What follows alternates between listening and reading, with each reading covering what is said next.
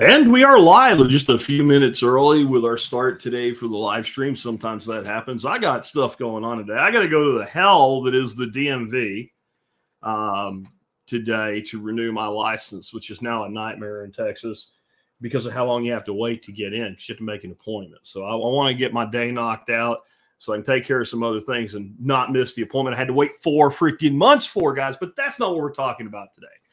I thought today would be a good day for a fun episode, something that's, we're not going to talk about the war that Brandon's trying to start in the Middle East and the war hawks are all clamoring for and chicken hawk Lindsey Graham is begging for.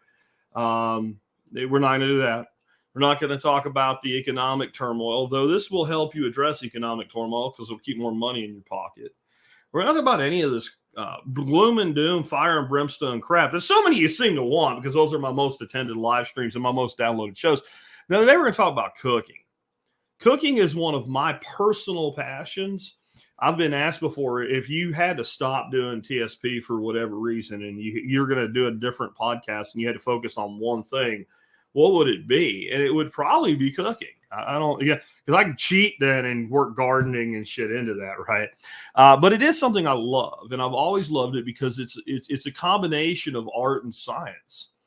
And I've always been a very meat-heavy guy. I've always liked to eat meat, even when I've eaten a lot of other things, and so I've gotten really good at cooking meat over the years. And I just wanted to do this today because I've realized something, discovering the world that is the hell of TikTok this year, or I guess over the last 6 months, and actually finding some channels there worth following or what have you. Young people are afraid of meat. Now, I'm not saying they're afraid to eat it. They're afraid to touch it. They're afraid to cook it. They're afraid to cut it. They're afraid to prepare it. And I think that as much as I want to educate every single person that listens to this podcast, I think we all that are a little bit older, that have been around a little bit longer, that have learned some things instead of just, talking shit about younger people. One of the things we need to do is teach them. The reason they don't know anything is because the people that they relied on to teach them either didn't know how to do it themselves, which is often the case, or didn't take the time to do it and did everything for them.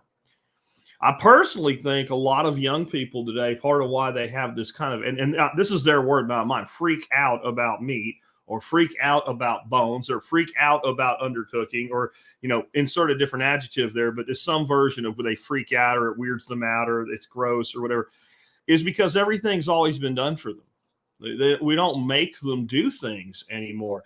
Mom makes sure that all of the things that they eat are boneless and cut their meat for them until they're teens and never have them cook anything. And so many people rely so much on restaurants and pre-prepared foods and things that come in a box or a bag and all.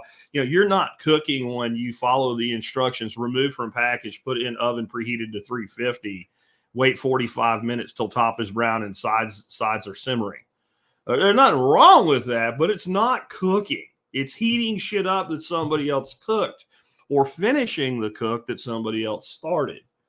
And so when you get down to something real like meat and it has blood, it has, maybe bones or maybe some parts that need to be trimmed off or whatever, and that's the life that you've lived, I get it.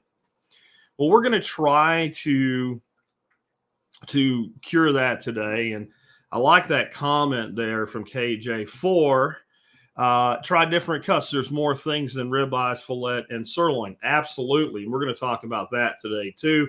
Though we're going to talk about general cooking techniques and things that you can do to make your meat more tender, get more flavor out of it, and just enjoy the process more and make a better looking product when you put it on your plate. Before we do that, let's go ahead and hear from our sponsors of the day. Sponsor today, number one today, is JM Bullion. Yesterday we did a show, an update on everything going on with Bitcoin.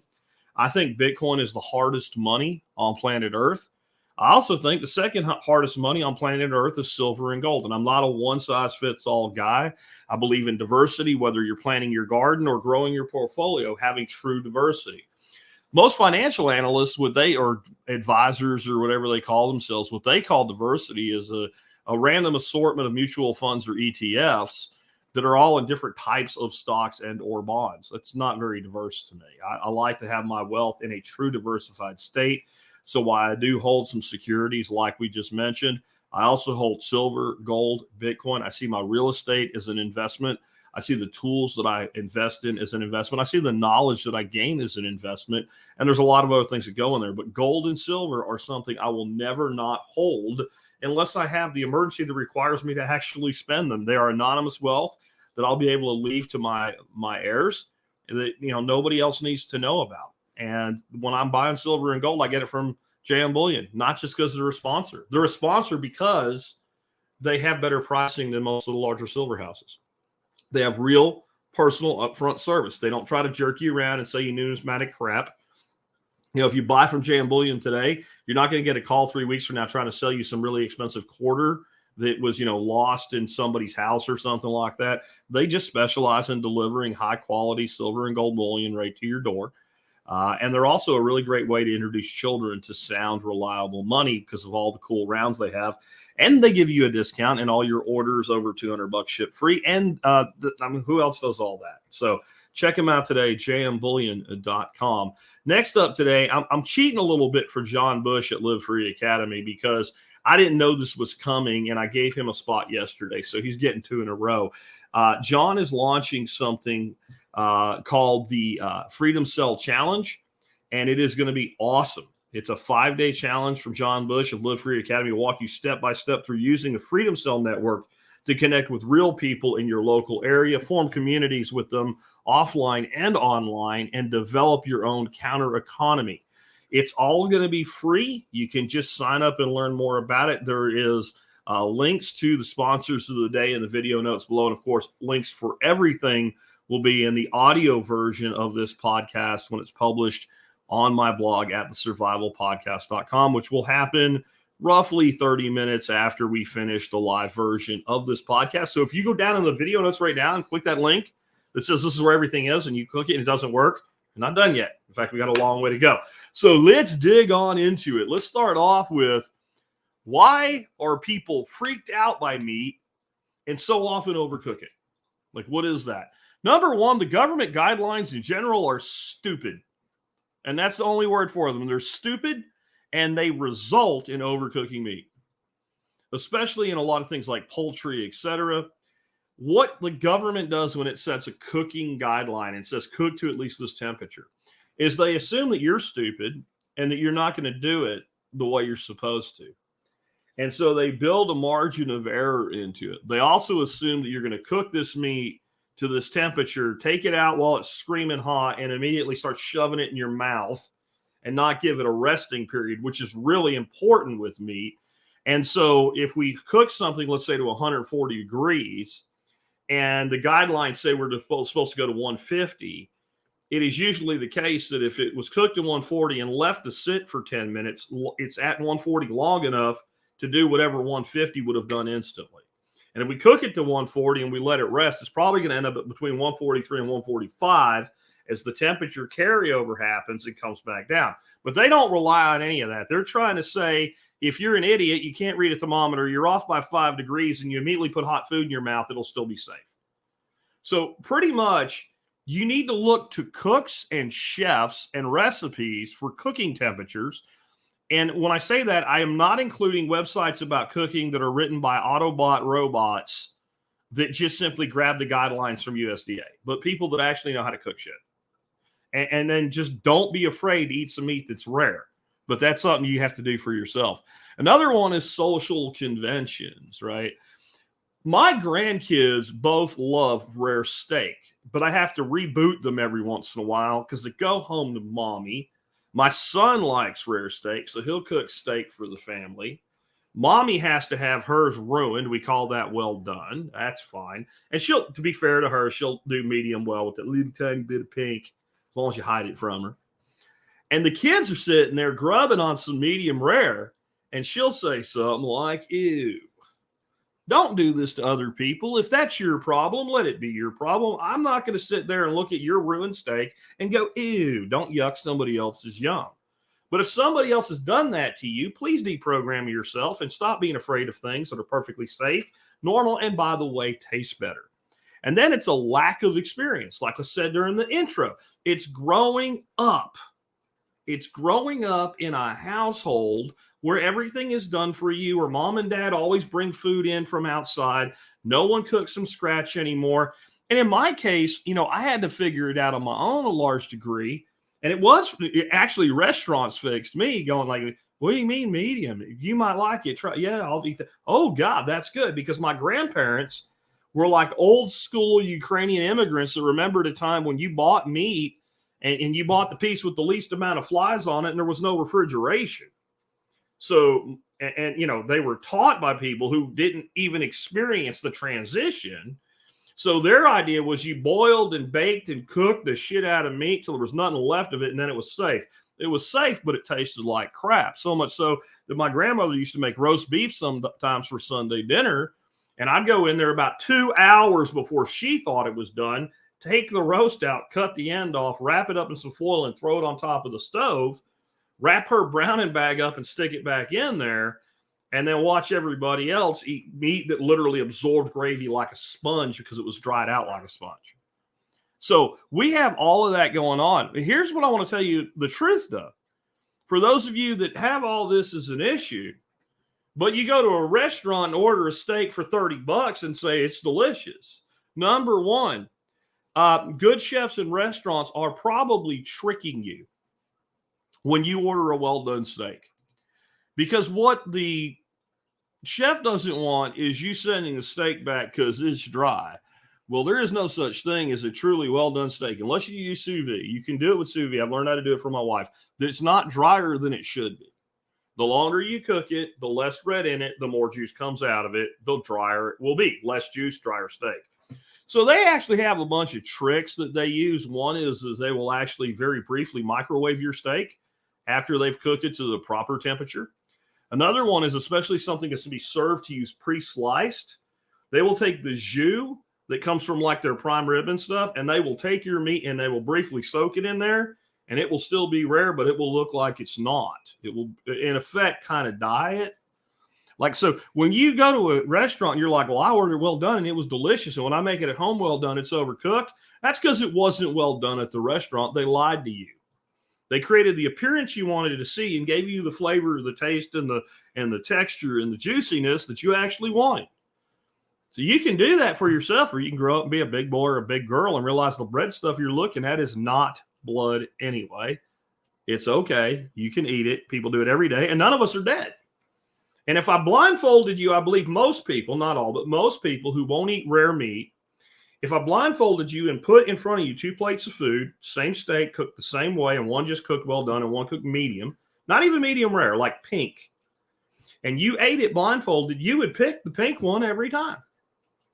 And I can't fix that for you. You have to figure that out for yourself. Another thing that they do is they understand how a given cut needs to be sliced, pre-cooking, and post-cooking. So a lot of people don't really screw up the pre-cooking cuts because they're buying something that was pre-cut for them. So that one kind of goes out the window. A lot of restaurants are bringing in bigger cuts of meat and doing their own carving. And if you're doing that, we've done whole shows on it. You need to know when you're making a steak out of something, how to do it. Usually butchers and stores know how to do that for you just fine, though. But there is something to how meat is sliced post-cook. So for years, and I think most of these restaurants have caught on, or they've gone off flank steak to like inexpensive sirloin or something for fajitas, but fajitas are generally made with a flank steak. The flank steak comes from the flank, and it has very large fibers in it, and if the steak is a rectangle, the fibers will go vertical. So how do we make meat ready for fajitas? We cook strips of meat, cut strips of meat. So what did everybody do with the flank steak? They cut it vertically because it was perfect length already. Now you've got this long-ass fiber, and you're trying to pull it, and what happens when you bite your fajita? The whole damn piece of meat pulls out like a rubber band, and people say, what? Flank steak is tough. Well, again, if you overcook flank steak till it's well done, it is kind of tough. But if you cook a nice medium, medium rare, anywhere in there, even medium well flank steak, but when you carve it, first, let the freaking thing rest. Second, however long you want your strips, cut a whole block off of that longer piece of flank steak. So if you want them about 6 inches, break it down into 6-inch blocks or close to it, however they do, usually about 3 of them, turn it and cut across the grain. And son of a bitch, when you bite into it as a fajita or in any way that you eat it, well, it's going to pull the fibers apart and it's going to eat much more tenderly. If you're not having a fajita, but you made a piece of flank steak, when you cut it, then cut yourself the size of the bite you want vertically and turn it and cut your pieces that way. If you're carving it to serve it to a table, cut it on the bias against the grain so that it pulls apart and cut it relatively thin and let it freaking rest first. And flank steak will be one of the most tender, delicious things you will ever eat. And it's all about the direction of the grain. I use that one as an example because it's an extreme example. Another extreme example would be eye of round. Eye of round needs to be cut across the vertical. And then if you're going to make it as a steak, there's some things you can do to make it more tender. We'll talk about in a bit. But it will instantly be a more tender eating piece of meat than if you did it as a long strip that way. There's a way to do that too. And I'll tell you about that when we get to it.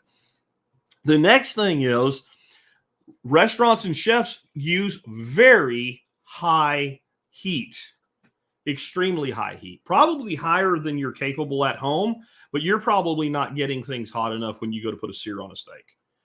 Unless you're really happy with the sear you're getting, you're probably not getting your cookware to the temperature that you need to be. And when I say the meat needs to be dry to get a sear, I mean completely and totally dry. And there's some things you can do that will help with that we'll get into. But regardless of what you do, before it goes in the pan or on a flat top or a grill or whatever you're going to use to sear it, you need to take paper towel and literally dry it till you can't get any more moisture off the surface. And then lay it down. And the drying needs to be done right before it goes in the pan. Because if you salted the meat, and you should have, you will continue to have some moisture come out of the meat if it sits there for another 30 minutes before you put it in. So if you dried it and you got distracted and you came back, now you're going to sear it, give it another pat dry. If you do that, you're going to get a much harder sear. It does add some flavor to the steak, but a lot of it's aesthetic. If I put 2 steaks in front of you, one's got a beautiful sear and one's kind of gray looking, even if they're the same inside, you're probably going to want the seared one. You're going to want that. We know that there's flavor in that sear, and it is appealing to us. So they're using dry meat on a high heat, unless they're doing something like a braise or something. We'll also talk about that today. They use a lot more salt than you think they do. A lot more. We are afraid of salt. This is another thing. Again, the government is stupid. Please stop listening to the government unless you have an enlightened doctor that really knows why they're telling you to reduce your sodium. Stop worrying about it. Human beings in general will not eat too much salt. There's a point where we go, that's too salty. When you cook a piece of meat, and this is the thicker the cut, the more true this is. When you salt that meat, you create an osmotic process where moisture comes out and goes back into the steak. And when it does that, it distributes salt through the steak. You get one chance to do this, and this is before you cook the meat. You can put all the salt you want on top of a steak till it tastes like a salt brick, and it's still not the meat seasoned through. So they use significant amounts of salt, and they generally give the meat some time to absorb the salt. A lot of times the meat is actually pre-salted as it comes up, and that chef will add some salt to the top and throw it right on the grill, and you'll say, well, look, what he's done is he's added a salt layer to the outside where the sear is going to happen. But I generally like to salt my steaks, and this is not a salted steak, just regular salt seasoning, salt and black pepper. I'll put them in the refrigerator on a sheet pan with a cooling rack so they can breathe. And I like to do that at least 30 minutes before I cook. And in an ideal situation, I'll get it done by lunchtime and I'll cook at dinner time. And that steak will be tacky, and it will not only have a wonderful seasoning through the whole piece of meat, it will also get a really great sear. And any additional like herbage or something like that, if I want to use that, I will add that then. And that tackiness, it will stick and get an even better sear. But this is all stuff restaurant chefs know, and they do without you seeing it. And I mean, even when I say restaurant chefs, I'm not talking necessarily Capital Grill or Three Forks either. Any place you can go get a decent steak, franchises included, etc. These are the types of things that they do. Moonsprout said he's learned a lot cooking venison. And you will, because it is lean. Now, whenever you watch a cooking show, this is something about cooking shows you need to know. They hype a lot of bullshit that's nonsense, right? So you watch like a competition cooking show and the person's going to use an egg in their dish for whatever reason. They're going to use a soft yolk egg that's going to pour beautiful yolk sauce all over whatever the dishes they're putting it on. And the judges there that are also badass chefs are like, an egg is, you got to get it just right. So you got freaking 3-star Michelin chefs sitting here can't handle a fucking egg. All right. Just let that put in perspective. When they say stupid shit like, oh, it's very lean, you can just dry it out, only if you're an idiot. But venison will reveal your idiocy faster than beef because it is leaner. It's not 100% lean. You have to stop listening to this bullshit. And the thing about venison in particular, you overcook venison, it tastes like liver. My wife, when we first got together, it took about 3 or 4 years for her to eat venison I cooked. I've had it before. It tastes terrible. You haven't had it cooked right, And when I cooked it, she was like, oh, this is really, really good. Yep. So venison and other lean cuts will reveal the fact that you're overcooking meat. The trick is when you go to meat that has more fat with it and can handle it being cooked more, you only cook it more if there's a reason. In general, you should probably cook it to about the same level of doneness. It's going to be more tender. It's basically 2 ways to cook meat right. And that is just to the point of doneness relatively quickly, or very, very slowly across time until we break down all the fibers and make it something like a pot roast or a smoked brisket. There's not a lot in the middle.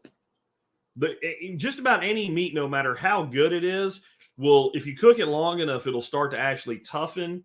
And it'll keep toughening, and then it'll begin to break down and become soft. And it's just important to remember that if you want to eat good meat anyway.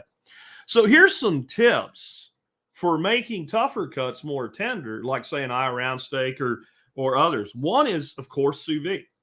Sous vide is something I think a lot of people are still hesitant about.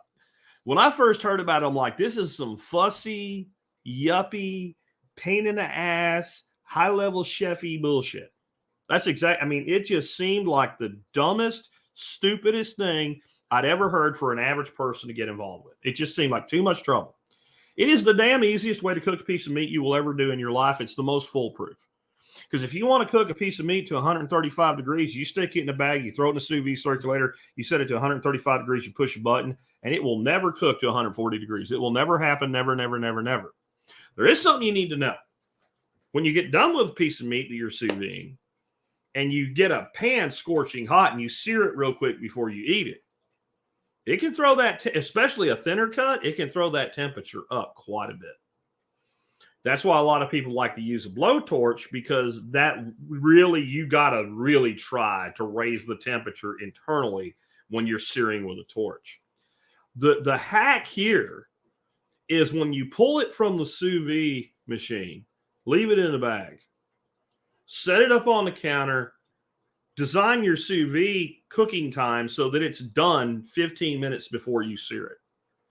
Leave it in the bag for a couple minutes so it kind of equalizes and begins to come down in temperature a little. Then open it up, take it out, dry it off, set it on a cutting board, leave it alone for a good 10-15 minutes before you sear it off. It's not going to get cold in that period of time. The temperature will drop so you have more time to get the sear you're looking for. The other hack is use thicker cuts of meat. If you have, like me, you have a spouse and y'all usually split, you usually each have a steak, let's say a portion of 12 ounces. If you cut your own or you're buying it and you're ordering your cuts, get really thick and cut it in half and use thicker pieces. What if your spouse wants theirs well done or close to well done and you don't? This is simple. Cook it for the long period of duration in the sous vide at the temperature you prefer. Put it in 2 different bags. Pull yours out. Jack the temperature up to whatever the hell you have to do to make them happy. Leave it another 30 minutes. And then don't worry so much about the cool down time for theirs because they want it well done anyway. And then you have happy, copacetic family life, and you only need 1 sous vide circulator. Though 2 is 1 and 1 is none, so there's a good reason to have a second one. All right. Another is, and this is something people don't really know. This is one of those things I think really is kind of a trick or a hack, or call it what you want to. Do you know that if you freeze meat for at least a few days, you take it out of the freezer and you put it in the coolest part of your refrigerator, so it will defrost over a day or two, but it will it slowly defrosts. It will actually loosen muscle fiber up and you'll get a more tender piece of meat. You don't need to do this with a ribeye, right? Or another, like a Denver steak or a chuck eye or anything like that. There's just no need for it. I often pre-season those, label when they went in. Like, so I'll take that steak, I'll dry it off, I'll hit it with salt, let the salt absorb. Then I'll add what other herbage I want to put on there with it. And I'll put that in a vacuum seal bag, chamber vac bag, and I'll vacuum seal and I'll write on it what it's seasoned with and when I put it in there. And when I pull those out, if they're frozen, I'll throw them straight into a sous vide. And instead of cooking them for an hour, they cook for an hour and a half, 2 hours. They'll defrost and cook all in one go, and they're perfect. Don't do that with something like an eye round steak or some of the lesser chuck steaks or some of the other cuts like that you're going to cook in a steak-like fashion, because you won't get any of that advantage of those muscle fibers loosening up. So if you take something that people really think of as a low-quality piece of meat, you can buy a great big one, and anybody can cut freaking steaks out of it to their thickness and maybe take the ends and use them for braising or something. And you take that approach, you'll be surprised at how decent that is. There's another way to do it too that's much faster, but you'll be shocked. And don't cut the dadgone fat off the eye around. It's lean, and everybody cuts the dadgone fat cap off it. Well, oh, what have you done? Why? I mean, if you're making pastrama or something out of it, that's fine. But if you're going to cook it, leave the dadgone fat on it and don't be bitching about it being lean when you done cut the fat off it. That's just dumb. The other thing is, if you're going to make a roast out of an eye around kind of comes to points. It looks like a big tenderloin, even though I don't eat one like one. Those tapered pieces are going to cook much faster. Face that eye around up, meaning take that really tapered piece off, cut it up, use it for grind, use it for stew, use it for a braise, use it for something. Don't use it in the roast. And then making a whole eye round into a roast, even once you face it up, it's still pretty damn big. Bust it in half. Make two. Even if you're going to make a lot, cook two. Okay. Get some butcher's twine. Learn to do a butcher's knot and tie, even though it's in a very uniform shape, tie it up. It'll cook better. Get a good internal temperature thermometer and cook it to a temperature that makes sense. And with an eye of round, that's probably, with carryover, about 125 degrees, and roast it at a very high temperature, let's say 425 degrees. So I use a meter thermometer, MEATER, for that. And when I'm doing an eye around, I have the set with 4 meter thermometers. So you get 4 big ass pork chops on the grill. You can monitor them all separately. I actually put one in each side and keep an eye on it to make sure one's not lying to me. And I believe the one that says it's hotter than it is. And if you do that and you let that roast rest, you'll be surprised at how delicious a freaking $3.75 eye around roast is. It is a luxury when you cook it that way. My grandmother, that was her go-to roast because it was cheap. It was like 67 cents a pound back in the 80s. And that's what she would annihilate it. It was inedible. How bad was it? I had 2 grandmothers, Ukrainian grandmother, Italian grandmother. I thought that roast, until I was about 11 years old, I thought a roast beef and a beef roast were 2 different things. I remember telling my dad one time, we were going to my grandma's spirit goes, I'm like, I wish she would make a roast beef like Grandma Moyer does. And my dad's like, what do you mean? She makes roast beef like at least a couple times a month, you know? I'm like, that's not a roast beef. She calls it a beef roast. He said they're the same thing. And I explained it to him. He goes, oh, don't you ever tell her that'll hurt her feelings. But that's when I started cutting the end off the damn thing. She thought I was going to get sick and die. And I never did. And somehow that never caught up with her. Ooh, brown butter. We're going to hit that one, Rachel. Don't worry. We will get to brown butter here in a minute. Next is salted steak. You do this with something like an eye around as well. Now, if you're going to do this, I recommend that you use a cut of at least 3/4 inch to 1 1/4 inches, 1 inch being a really sweet spot. I've round is a prime candidate for this. So are some other tougher steak cuts. And when you do this, it looks like you've ruined it. I'm just going to tell you, it looks like you ruined it. You want to use a coarse salt, like a kosher salt, and you completely cover the steak and you flip it over and you completely cover it again. I mean, like a crust of salt on it. And the formula is about 15 minutes per half inch. So a 1-inch steak, you let it sit for 30 minutes that way. You then completely rinse it off.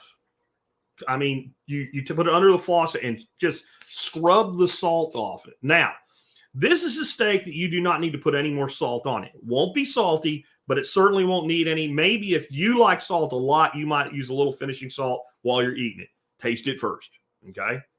You do this, and when you rinse that salt off, you'll be able to feel that the fibers in the meat themselves have changed. Now, again, I love Redmond's salt. It's the #1 salt I use, but it's a fine-grained salt. For this, you need a coarse salt, or you're going to get too much salt inside the meat. This is one of the, like, this is not something chefs do. And I'm sure there's reasons why, and probably has something to do with the government. But this is a way that you take a steak that is just like shoe leather tough, and you make it, I'm not going to say a piece of eye round is going to eat like a ribeye with all that luscious fat in it and shit. But it will have the tender to the tooth texture. And there's other ways to tenderize meat that I'm not real fond of, like pineapple. I think it has papayan or something like that in it. Papaya has it as well. It will tenderize meat. I do not like the texture that you end up with. I just don't. Another way is a lot of stuff that's tough. You take that piece of meat, and again, you cut across the grain, okay? So if the grains are running this way, you want to be cutting across the grain. If you put your hand out like a horizontal karate chop in front of you and imagine that your fingers are the grain, the way the grain of the meat flows, you want to cut across and probably on the bias. You take that piece of meat, throw it in the freezer for about 20, 30 minutes so it gets nice and firm.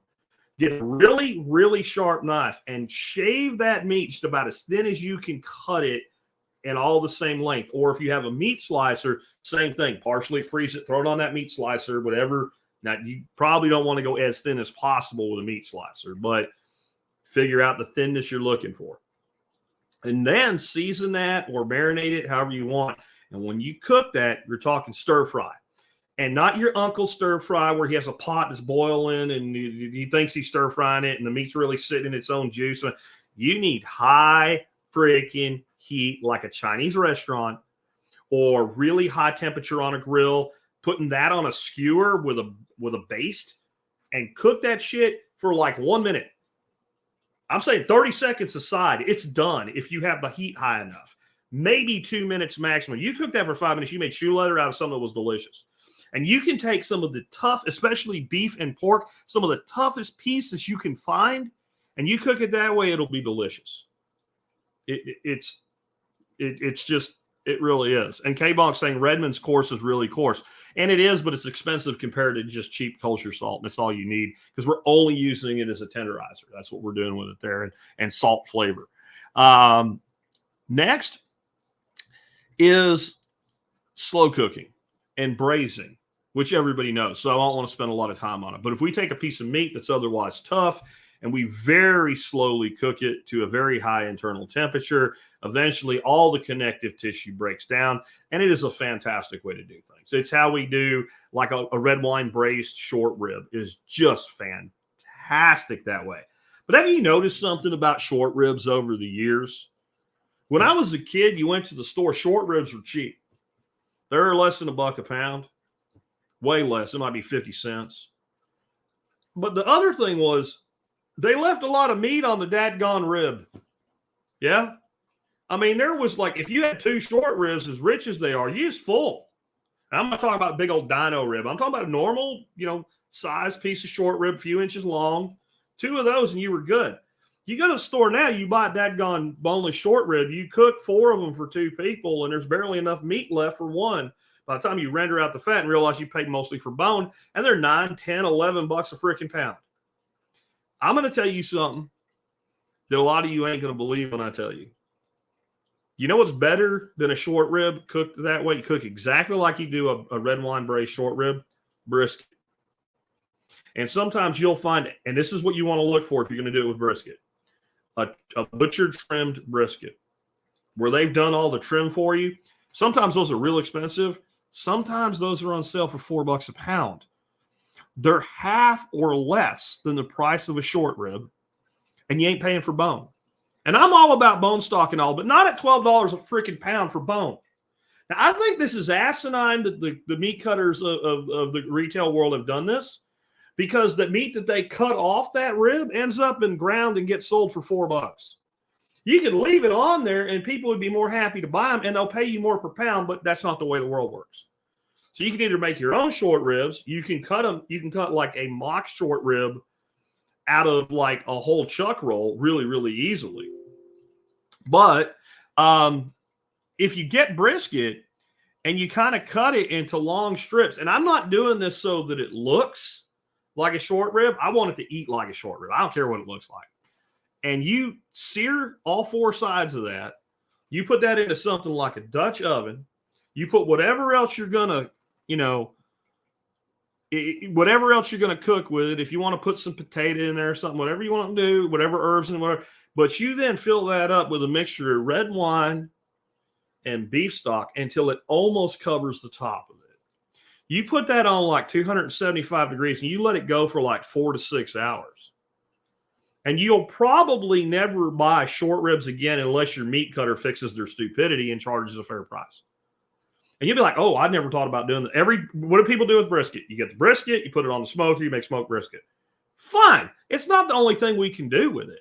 And what makes the best kind of short rib out of a brisket is the point piece that has all that marbled fat in it. It's amazing. So you might think, we just said you get a trimmed brisket, but a lot of times they'll have a trimmed brisket that has the top point piece and the bottom flat piece still together.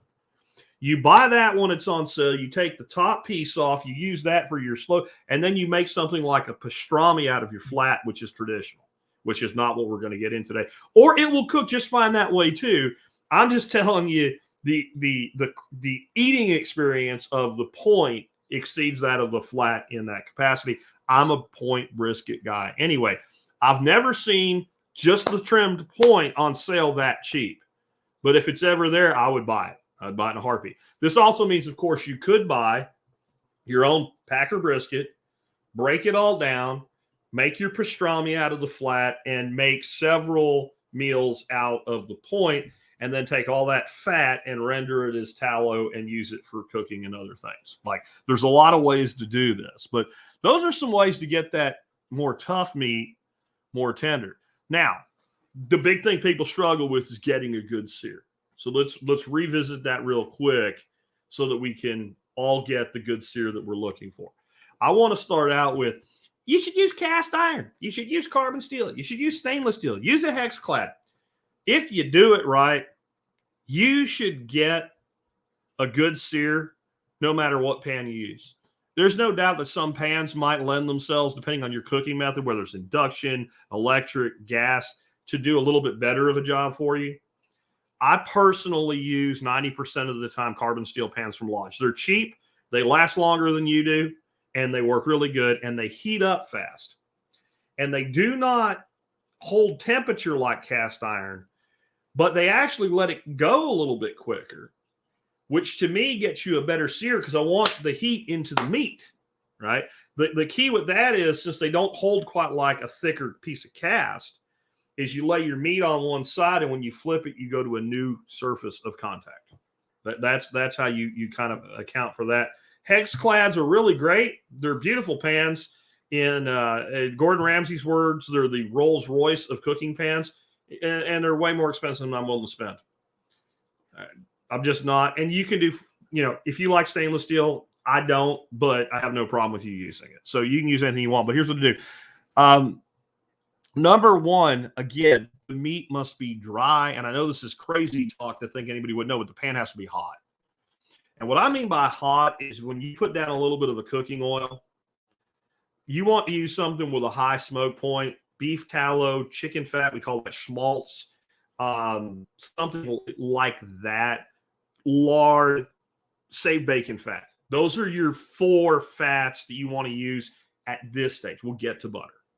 You don't want butter at this stage because it won't be brown. It'll be black and it'll be charred. It's awful. Ghee will work in there too. There's your 5th one. Ghee, chicken fat, lard, bacon rendering, tallow. One of those. Just enough to give a light thin coating on the bottom. It should just be about to almost break, like it just starts to smoke. So that's hot. You know, with tallow, you're looking at over 500 degrees. And when it just starts to smoke, don't worry. It's not going to keep carrying over. We're going to back that heat down and lay that meat down. It's immediately going to start pulling heat out of it. And we're going to go back to a good cooking temperature for it. And we're going to get a fantastic sear that way. And again, when we flip it, as long as we got room in the pan, we want to go to some place that meat hasn't been yet because we've taken the heat from the spot that it had contact with. If we do that, we're going to get a great sear. Again, dry. And let me explain that.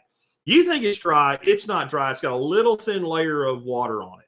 You put that water into that screaming hot pan. That water, through surface tension, distributes itself across the entire steak.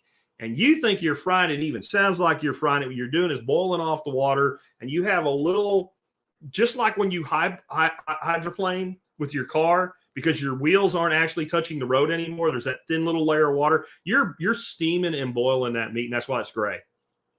That's what's happening there. Next, the more surface area in contact, the better the sear.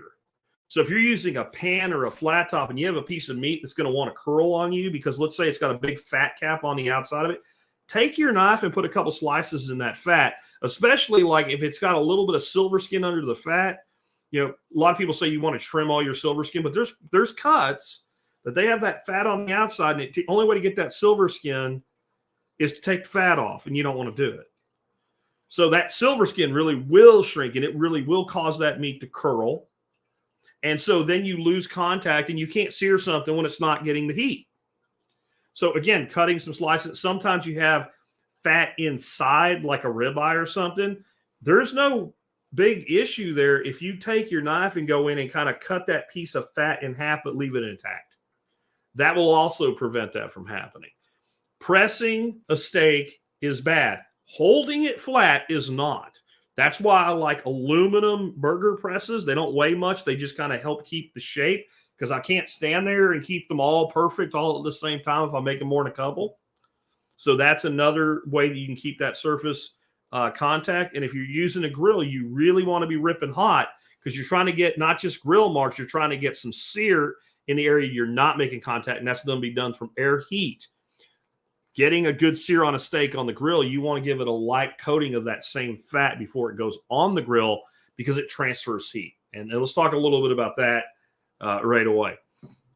If you go outside and it's 60 degrees and you have no gloves on and you're not in the sun, so you're really getting air temperature, and you just let your hand sit out in 60 degrees, you're just like, oh, that's fine. 60-degree water, you stick your hand in there for a good 30 seconds, it starts to be really, really cold. Water is going to transfer heat or transfer temperature far more rapidly than air. Oil will transfer it far more rapidly than water, mainly because the oil can heat up to a higher temperature. So that water hits 212 and starts turning to steam and starts steaming the food until it's gone. That oil heats up to 300 degrees. It's just sitting there on that food. That's why if you get grease on your hand, like if you touch a burner, it hurts, but it's not that big a deal. But if you get grease on it, it keeps burning. You got to get it off. It can go really bad, really fast. Yeah, that's why. So what I like to do with a steak to get a good sear on it, take some tallow, chicken fat, whatever, put it in a little dish, throw it in the microwave. Give it about 30 seconds, whatever amount of time it takes for it to go liquid. Take a brush and brush a thin coat on all sides of the meat you're about to put on the grill. And watch your sear get better, along with everything else, the seasoning, salt, all that. Like that's on you, right? Another thing, though, is butter. And brown butter is delicious, but it will also really help get a good finishing sear on a steak. And the thing to do with that is I like to take a steak when it's almost done, but it's still got some time left to cook, a couple of minutes each side maybe. Throw a knob of butter in the pan, let it melt down, and start basting it over the steak. flip it and do it again. And then just kind of move it around. And then if it's got fat on the side, before you pull it from the pan, take a pair of tongs, pick it up, and cook that fat. Cook that fat. Get the fat to cook a little bit, to render out a little bit. And then that fat will be probably the best piece of the steak. If you're cutting fat off and throwing it away, you're doing it wrong, or it's not fat, right? If you got some tendon or silver skin or something like that, or boogery fat instead of good quality fat, if you got good quality fat, you should be eating it. Especially if you're paying for grass-fed beef, it's what you're paying for is the quality of the fat. That's what you're really getting that's different.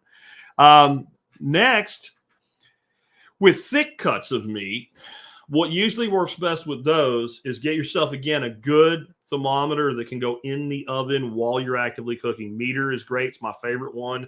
My stove actually, though, comes with a probe thermometer that plugs into the stove. But it's really, to me, it's only good for roasts because it's one. There's not like you can't do like two steaks and trying to cook two steaks for two different people who want them done two different ways. But a good thick pork chop, a good thick steak, whatever, if you're going to cook it indoors instead of out on the grill or the flat top, give it a great sear with thermometer already in it. Use a pan like carbon steel or cast iron or all stainless steel without a plastic handle, what have you, and go straight from your cooktop into your oven to finish. Cook to your desired temperature, pull out, and let rest. Again, your desired temperature needs to be less than your target temperature.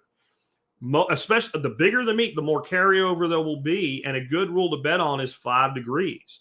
So if you cook a thick piece of steak to 135 degrees, it's probably going to carry over to 140 before it begins to come back down. And please, for the love of God, let that temperature come back down probably to about 130 before you put a knife on there. You're not in a competition. You're not trying to beat Bobby Flay. The judges aren't sitting there waiting. Your family can freaking wait so that the steak they eat is delicious after you put all this time and money into it.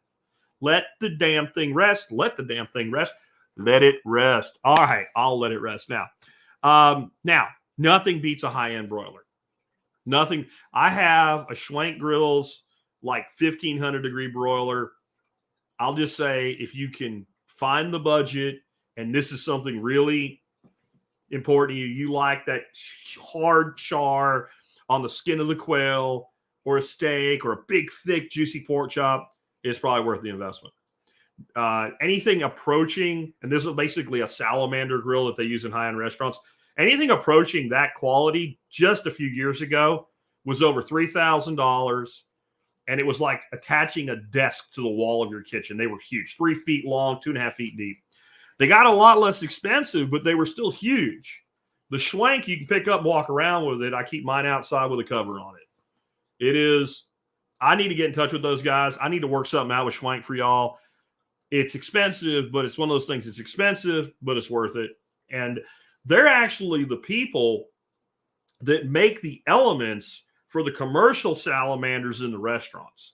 They just scaled it down and put it in a box and sell it that way to you. So they're fantastic. But the broiler in your oven, especially if you have a gas oven, is fantastic. And the key with broiling is to understand there's searing broiling and there's cooking broiling. And that's all a function of your distance from the broiler that's overhead. So even with the Schwank grill, when I'm doing a thicker steak, I'll get the sear and I'll drop it all the way down until it hits a finishing temperature. Now that requires a little bit of an extra step, I guess. I don't care what it says. I do not trust my expensive meter thermometer up close to a 1,500 degree broiler. I think it'll throw it for a loop, honestly, even if it doesn't ruin it. It just won't make sense to you anymore. So when I do that, I get a sear, I pull them, I install the thermometers, and I drop them way down, and I let them finish in the lower heat lower down because the sear's already there. But I'm going to tell you that my dad didn't know how to cook a steak, and when he was home early enough to cook dinner, that's what he usually cooked. And we lived on broiler cooked steak than an electric oven, and it's better than the way most people make a steak. And he didn't even know what he's done. He really didn't. But the broiler does a lot for you, so it might be worth learning. If you have an electric oven and you're using the broiler, you need to leave your oven door open just a little bit to keep it cycling, because You're not trying to bake. You're trying to broil. You're trying to heat with radiant heat on the damn steak. Another cool hack, if you're using the oven for this, is to go in there with like a cast iron or a carbon steel pan and put it in there and let it heat up under the broiler. So when you lay that steak in there, it's hot on the bottom and the top. Again, use some sort of probe thermometer in this situation because it's going to cook really, really fast. And you're either going to undercook it and then cut it and be like, damn it, and put it back in and ruin it, or you're going to overcook it and you ruin it either way. So don't do that. All right, let's talk about a couple other things. We've really kind of focused mostly on beef here. Let's talk about cooking chicken like a pro. Chicken is the one, like when I watch all these videos of people preparing meat, that the millennials, the young millennials, like you guys, like there's millennials now that are in their 40s and are on high blood pressure meds. We need to stop picking on them, but Gen Z especially, chicken freaks me out. Oh my God, chicken, it has a bone in it. Oh, shut up. Let me help you. First of all, there is something kind of nostalgic about a big, beautiful bird, whether it's a big roaster chicken or a turkey, and the skin's all golden brown and the legs are sticking up in the air and it's on a platter and grandma brings it out and sets it in the middle of the table. I get it. The chicken is not really meant to be cooked that way. God didn't design it that way. It's not uniform. It's not flat. It has two entirely different kinds of meat, a dark meat and a white meat. And I really think it has a third meat. The wing on a chicken is white and eats like the thigh. So what is it? I don't know. It's like dark meat, white meat, and fake dark meat. Or fake white meat. The wings are really small. The breast is really thick. The thighs are less so. The drumstick has a big, thick part down to a thin part. And you're going to stick it all in the oven, cook it at one temperature, try to finish it together. It can be done. But most chicken, if you start with a whole bird, should be broken down. And I would say that of all the skills that we don't teach young people, by the time they're old enough to move out on their own, how to break down a daggone chicken is one of the most sinful that we don't teach. It is one of the ways to live so economically, especially as a young person starting out in that first apartment with roommates or whatever, and you're trying to get by and you're living on fast food. And you could be going out and buying $6, $7 chickens. I know they're factory chickens. It's still better than McDonald's. It's still better than Taco Bell. Hold fire. We're talking about young people trying to get started out. They don't have no damn money. All right. And maybe you're 50 and you think, I ain't got no damn money. So again, you're better off with that than, Tyson chicken tenders or whatever.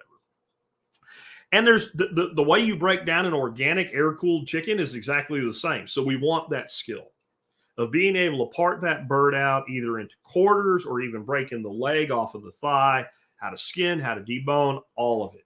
And if you do that, you realize that a couple chickens is a lot of meals for the person that is strategic with how they use it. And while I eat almost 100% meat now, if you are using sides like potato and a vegetable, you can get a lot of meals out of two chickens, a lot. So first of all, break it down. Breast meat, and this is part of why, the breast meat of a chicken should really be cooked, if you're going to eat it warm at all, when you're going to eat it. It should be raw. You cook it. You stop freaking cooking it. You let it rest. Don't cut white meat, poultry before it rests. It's bigger of a sin than a steak, except steak's more valuable, but it does more damage. Look how juicy it is. All your juice is on your cutting board now. Don't do that, okay? So we want to cook it when we're going to eat it, and this is why. Reheated breast inevitably is dry. You can be really careful with it, and it'll be okay. But if I have leftover chicken and some of it's white meat, I want to pull all that, chop it all up, and I want to do something like put it on a salad. Cold or maybe just warmed, just to take the chill off it. Like you're talking 15, 20 seconds in the microwave, so it's not bone chilled all the way through. If you want it to be the best. Now, if you want to be able to reheat something, the chicken thigh is the most versatile piece of meat on the bird.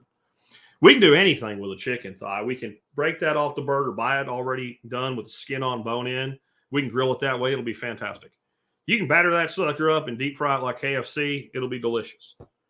You can pull the skin off of it, cook it with the bone in it, and it can be delicious. And that's really good for a lot of things that are using kind of an Asian direction. But in about 30 seconds, even if you're not quick, once you've done it a few times, you can take the thigh off of the bone, and it makes a really nice cutlet, and you can cook it that way. It'll be delicious. You can take it off the bone, leave the skin on it, and it'll cook. And your thighs will cook a lot more uniform if they're taken off the bone. When you pull that skin off, that's money. I'm going to say this about all chicken skin, but especially if you're buying like lots of thighs, bone in, skin on, and you're skinning them yourself, you take all that skin, you throw it into a frying pan, you fry them till they're crispy, you pull them out, put them on a towel or a drain, and you just eat them like candy because they're delicious. A little salt, pepper, salt them as soon as they come out like French fries, so the salt sticks to them. You wait till they cool down, the salt falls off. Freaking delicious. Another way to do it, render them in a pan till they're almost crispy. Put them in a bag. If you're going to do it this week, throw them in the refrigerator. Otherwise, throw them in the freezer. And then finish them in the oven. Put them on a cookie sheet with a cooling rack. I love cooling racks. That's one of the best investments for your kitchen. Lay them out there. They'll take up a lot less space because you already rendered them like 80% of the way. Finish them in the oven. And they're a snack. Or you cut strips out of them and put them on like top of a salad or on top of something else that you've cooked. It is an incredibly valuable part of the bird. It's the best tasting part of the bird, and it's discarded in droves. It's insane, and we should not do that with chicken skin. In your pan, after you've done that, is going to be a big, giant pile of fat because most of the fat in a chicken is in the skin. Now, that fat, let it cool a little bit, pour it through a sieve into a mason jar, label it, throw it in your refrigerator. It's one of the best ways to cook a steak. I love beef tallow. I love lard. I love bacon fat. Chicken fat, though, man, you get a beautiful sear on steak with chicken fat. The other thing I like about chicken fat is when it's in a jar in the refrigerator.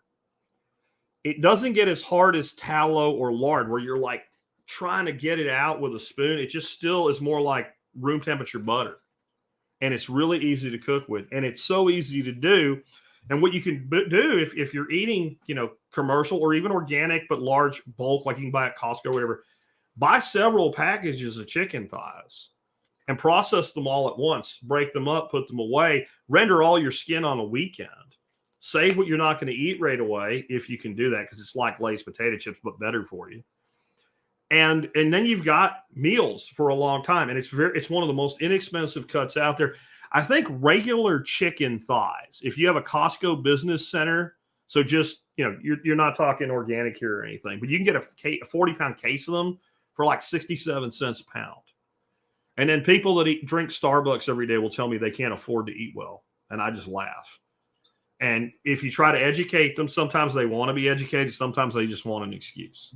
So it's up to people to figure that out for themselves. If you're going to roast a whole chicken, because you can do it right. This is what I do if I want to do a whole chicken. It's called spatchcocking. You can look it up, but basically you cut the backbone out of the chicken and flatten it. And when you do that, you can look in at the inside of the breast, and you'll see you're looking in through the back, though. So you're looking to the front of the breast from the back of the bird, and you want to put a cut right down the center of that breast, and there's they call it a keel bone. It's mostly cartilage. You want to pull that out. And then lay it flat. And a really cool way to do this is get a brick or two, wrap them in aluminum foil, heat them up in your oven. And when you put your chicken in the roast, put the hot with some kind of protection for your hands, put the hot brick on top of them. That'll keep them flat. It'll cook more even. The brick will radiate heat into them. They call it brick chicken. It's very, very popular in Spain and Italy. And a lot of Spanish and Italian restaurants, not Mexican, Spanish and Italian restaurants.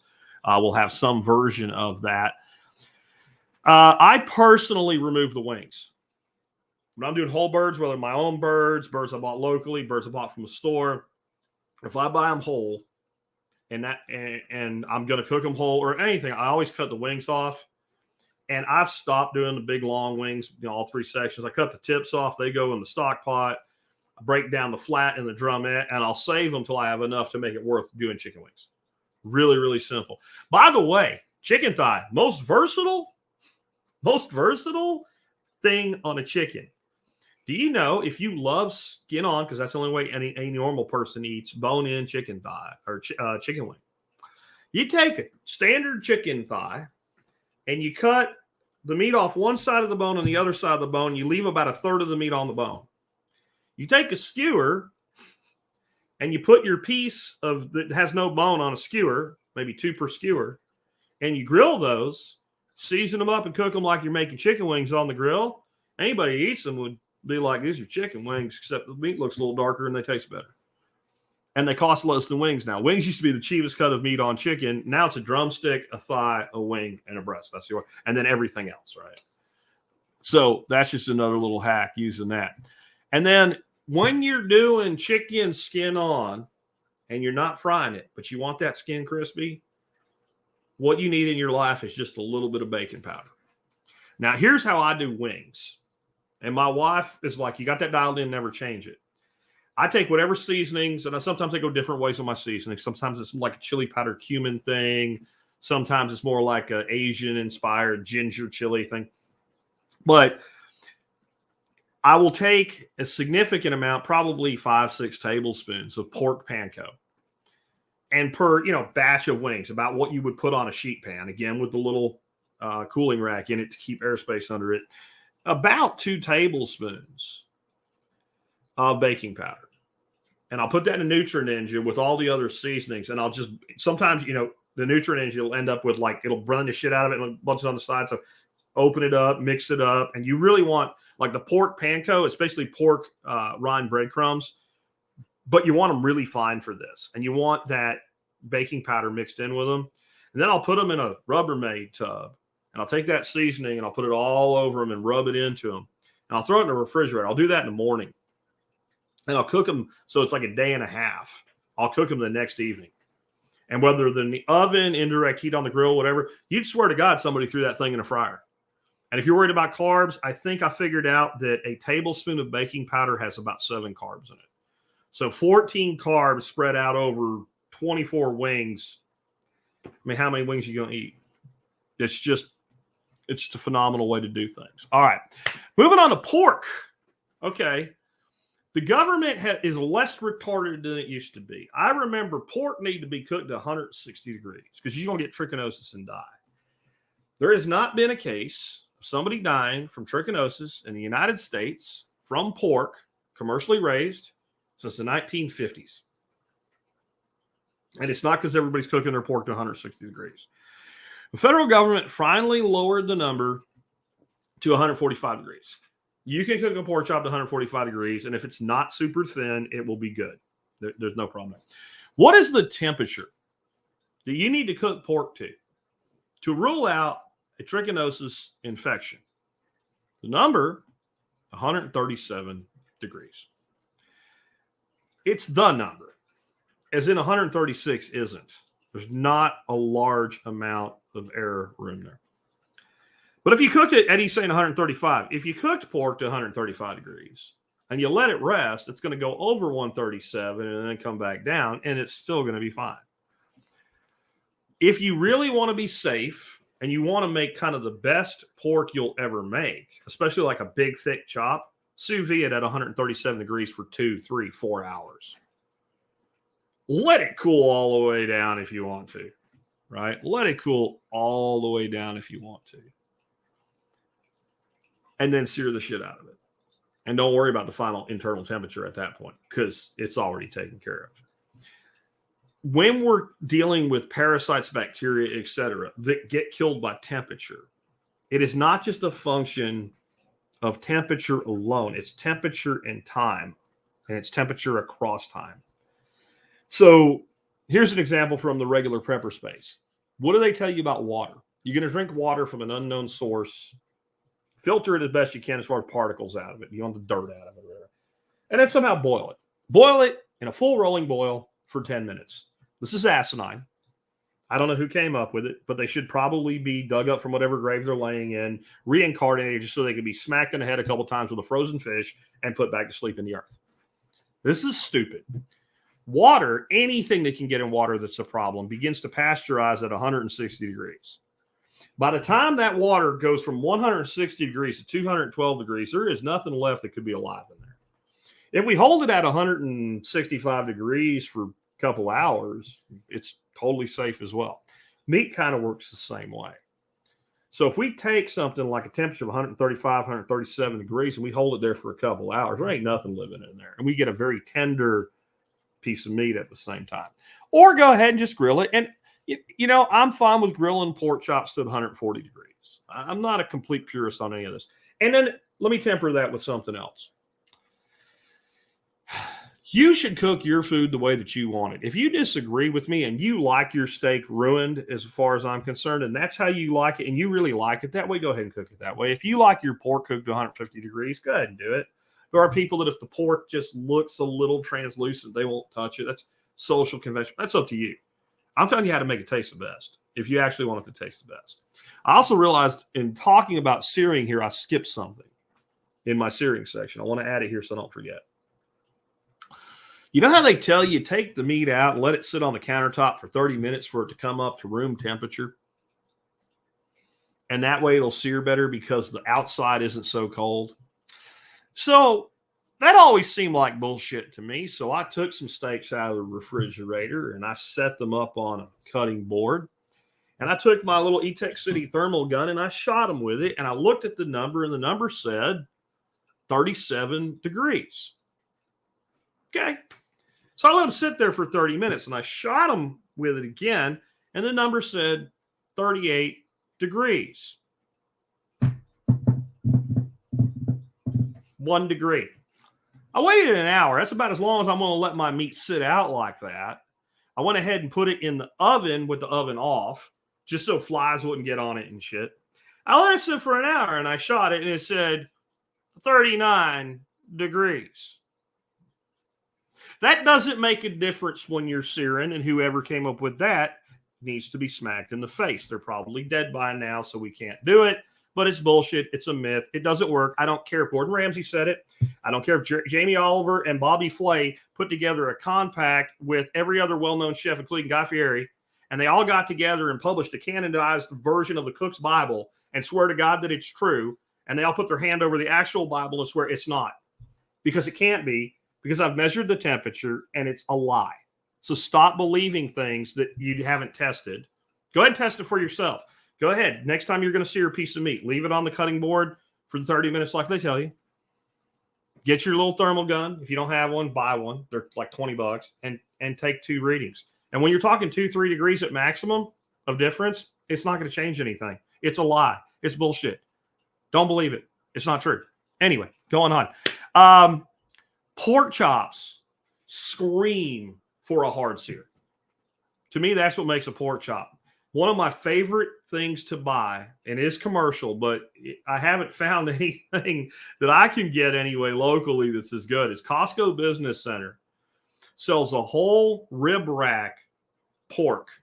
So what you're getting is one side of the rib with the bone in of the rib section. So from where the pork butt, which is the shoulder, down to where you get to the loin, the strip loin, that piece, it's about 1.5 feet, 18 inches long.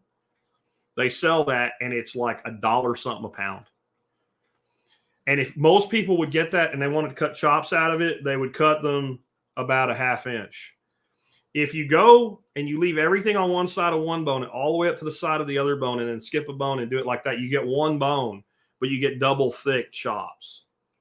I don't know where the hell they get their pork, because it's not the same as the pork that you buy from a regular Costco. Again, this is the business centers. I think there's 12 of them in the country. You can look it up, see if there's one near you. Every person I've served those pork chops, they're like, oh my God, where'd you get this pork? And it's like cheap, and it's just beautiful pork. And I think part of it is the business centers at Costco are designed mainly to serve like restaurants. And so I just think they have a higher quality, lower price combination there with these big cuts, because they're amazing. Please stop trimming the fat off your pork chops. Stop doing that. The fat of pork is one of the most delicious, luscious things on the planet. I could live on pork fat, honestly. So don't do that to it either. Thick cuts of things like chops, again, they're much easier to sear and keep juicy. If you're gonna use thin pork, like everything else, fast and hot, and some sort of like a glaze is really nice for that, like a kebab or something, or stir fry. And that's kind of all I got for you guys today. I didn't see any questions coming in. Of course, I'm alone. I got one eye, so that is what it is. But I hope this just gives you some ideas. If you take 2 or 3 things today and incorporate them into your cooking for the rest of your life, it was worth the cost of admission and then some. And I also encourage you, not just me, cooking period, make it a goal in your life to learn 1 or 2 or 3 things and start practicing how to do them in your life with your cooking every month for the rest of your life. Until you, if it starts to bore you, it starts to bore you. But you're talking about science. A lot of cooking is science. It's chemistry. It's math. You can use it to teach homeschool kids all kinds of things when it comes to like factoring how much of something to use with something else. And we all have to eat. Even if we're 1 meal a day, we have to eat every day, right? And it's one of the biggest expenses that humans have. I'd say today, probably your biggest expense is housing. Your second biggest expense, for some people, is their biggest expense is healthcare. And it's usually not care, it's insurance. And then vehicles. And then food. And I think a lot of people, food's probably more than they pay for, especially people that have like older cars and they drive them for a long time. They might pay more for food than they do for transportation. And if that's the case, then shouldn't we get the best quality for the least money we possibly can? And my answer to that is yes. And to me, the way we do that is we take responsibility for it ourselves. Because I can make a steak that, well, I'll have $5 in that one piece of steak that, my wife will eat or I'll eat, or maybe 10 at the outside of a really choice piece of meat. That steak in a restaurant is going to be $25 to $45. And in some places, just, if it's going to be more than that, it's probably dry aged or something, which I don't do yet anyway. But yeah, I mean, how many more times can I eat that in a month for the same money with that variance? 3, 4 times? It starts to matter really, really fast. This is also a skill. If you develop it, as you're developing it, you can teach your kids, your grandkids, your nieces, your nephews, whatever. If you want to empower a young person to be self-sufficient, you can't leave this out. I'm not going to say it's the most important thing or it's the only thing, but it's a necessary element, in my view, to being a self-sufficient human being. Being able to go to a store, buy ingredients, not boxes and bags, come home, cook those ingredients into a nourishing meal. It doesn't take very long. One of the things I love about meat is I find that it takes me longer to make a side dish if I'm making side dishes for company or something than it does to make a steak. I can make a steak in 15 minutes. I don't give it another 5 to rest, and it's 20. And I'm talking from the time that I'm like, I'm going to start cooking until we're sitting down at the table. It's 20 minutes. I can't make mashed potatoes in 20 minutes. Not that we make them or anything, but I can't. It takes a lot longer unless you're using potato powder. I mix it with water and heat it up and stir it. That's not what we're talking about today. So see this as a life skill and make sure that you're teaching it to the next generation. And if you didn't learn, teach yourself while you teach them. And it's something I'll tell you, after 16 years, it'll be in June this year. It's almost 16 years of TSP of teaching. The more you teach, the more you learn.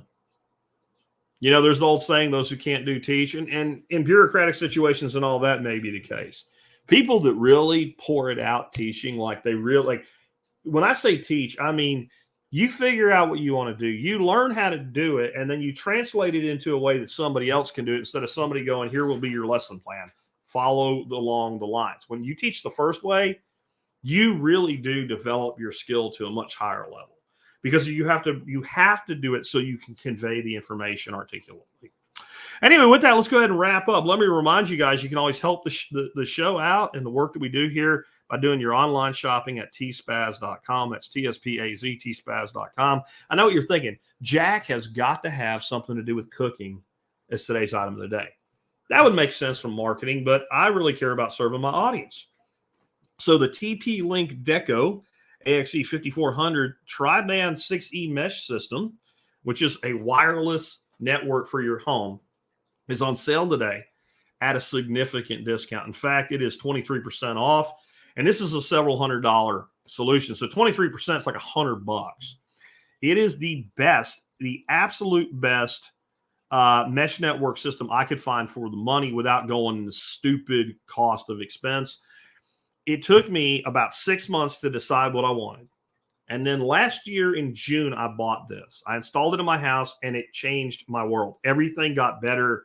My live streams, daily use, the kids' use, all of it. It also has an app that comes with it for free that tells me whenever a device joins the network. So somebody did manage to get on my network, and I don't even know if it was like somebody next door that I let use it or something, but all of a sudden, like a device, an Android device popped up on my network. I was at a Little League game. It's just block that fast. Block. If I hear something from somebody that I said could use it, then I'll worry about it, you know? So it has that. But the big thing about it is you set this up. You take the set that I bought has 3. You can buy 2 if you only need to. You can buy 4. You can buy extras, however much you want to cover area. You take one, you unplug your old router, and you toss it, or you sell it to somebody. You plug your connection into it, it becomes the router. And then you place the other ones wherever you want to extend signal from. You follow the instructions, and when you're done, when you walk through your house with a wireless device, it simply hands off seamlessly to whichever one is closest, but it's all one network. It's not like a lot of network extenders like this is network A and this is network B. It's completely seamless. They also do have the ability to connect with like Cat 6 or whatever hardline. So we have one out in my shop now, which has made everything better. And we have a piece of Cat 6E that runs all the way out there to do that. Then it acts as an extender to other places outside. So if I wanted to do a stream someday, like from the garden, I could just take one of my extra devices, open the window in the garage, plug it into the side of the garage, and I have full booming signal right there. It's just really cool. I know you probably won't use it that way, but if you have dead spaces in your house, area where your signal gets weak, or when you have company, it really puts a load on your network, this is the solution. They're just fantastic, and they look really cool. They kind of look like an essential oil diffuser or something. They don't look like an obnoxious electronic device, hence the Deco. And Dark Horse is saying, I love my Deco. It's an older model, but rock solid. I want to say that too. A lot of y'all, when you look at this today, if you're like, that's pretty pricey, everything from TP-Link works really good. And if you just want a better home network, the lower expensive ones will work. I do commercial work here. This is an office that's, like I run my business on this, and I have events here where there's 70, 80 people here. And so I went kind of with the top end solution. And so you can definitely use the less expensive ones. That's just kind of like the best I could find for the money without going into like a $500 or $600 solution there. And one real important thing with this to understand, I don't care how good your home network is, it can't fix the quality of your ISP. So in that little geek talk networking conversation here, but I'll try to make it real simple for everybody. There's 2 types of networks that you're dealing with. There's LAN, local area network, and there's a WAN, your wide area network. Your router is sitting there and you have a connection or a modem, you have a cable coming in from the outside. Okay. That is where the signal from Comcast, AT&T, whatever originates. And now it's in your house. Now it's in the customer premise. That's your local network. It's a demarcation point. Yeah. And you only have so much bandwidth on that side of it. So you can get a gajillion, quadrillion, pipeline inside your property. And if you're using a network to transfer files from one computer to another on your network, it'll be lightning fast. It'll be amazing. As soon as you go outside of the internet, the live stream, to download whatever, that pipeline is choke point. And no matter how good your LAN is, it won't make your WAN better. Right? And conversely, no matter how good that pipe in to your house is, If you have a shitty local network, then you're going to be limited by the local network unless you're plugged directly into the box. You want to know if that's the case or not? If you have a laptop that can connect with an RJ45 data cable and can be wireless, go download something on your network. Yeah. And I'm not talking a few seconds here, but if you have a noticeable difference downloading something wirelessly, and then you jack straight into your router, and when you do that and you have a hard connection out and you're not going through your local network at all, it's much faster. You probably have an issue with the speed of your local network. Probably. That's as far as I'll go today. And then real quick before we dry up, one of my favorite people from history was Benjamin Franklin. Not just because he's a founding father, because the guy was really, really cool and wrote some really cool stuff in like Poor Richard's Almanac. And one of the things that he said that came to wealth and the value of knowledge was, if a man empties his purse into his head, no one can take it from him. In other words, the value of knowledge exceeds the value of things because knowledge can be used to get more things or make more things. Where it might be a good place to invest your knowledge right now is the course that I have available at homefoodsystems.com. It's called Bioreactor Compost. And it will teach you, it is a 6-hour course plus 2 hours of bonus video, plus exams, plus certification for $40 freaking dollars. It will teach you how to make the best compost in the world. And if you're watching the video or if you get the Daily Mail and you click on the link to see it and you look at the 2 plants in that image right there, that's all I need to say. That's the difference when we go biology over chemistry. Those are 2 cuttings put in the same cups. And the only difference is the media that they're in. One is in a very, very high quality potting soil called Fox Farms. It is one of the best commercial potting soils you can buy. The other one's in my compost.